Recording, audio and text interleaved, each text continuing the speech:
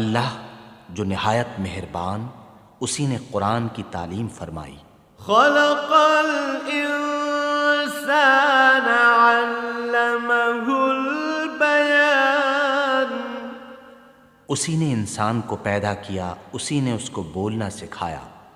الشمس والقمر بحسبان، سورج اور چاند ایک حساب مقرر سے چل رہے ہیں۔